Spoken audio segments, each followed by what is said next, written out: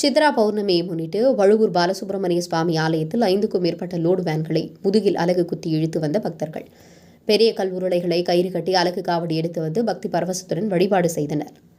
மயிலாடுதுறை மாவட்டம் மயிலாடுதுறை அடுத்த வழுவூரில் புகழ்பெற்ற பாலசுப்ரமணிய சுவாமி ஆலயம் அமைந்துள்ளது. ஆலயத்தின் சித்ரா பௌர்ணமி பெருவிழா கடந்த 5 தினங்களாக நடைபெற்று வருகிறது.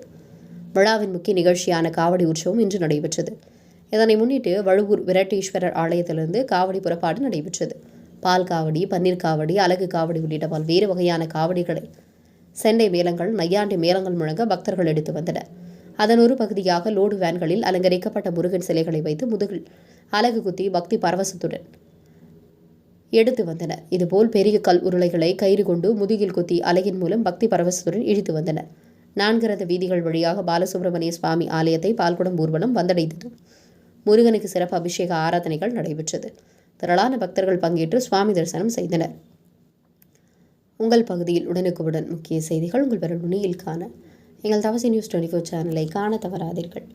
மயிலாடுதுறை மாவட்ட செய்தியாளர் இளஞ்செய்யனுடன் உங்கள் தவசி ரமேஷ்.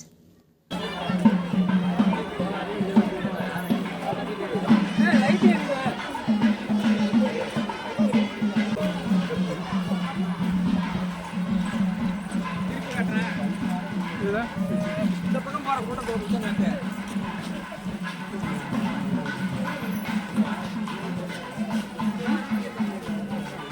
இல்லப்பா உங்க ஜாயின் சொல்லியா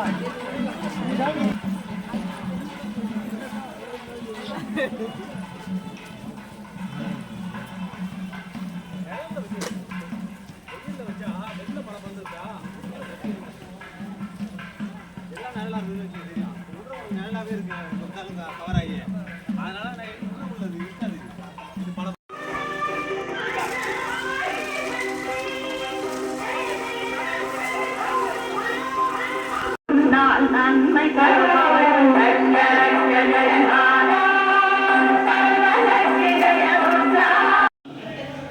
காமிங்க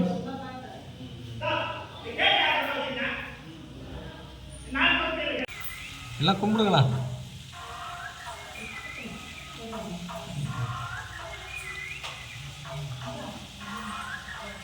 ஓகே.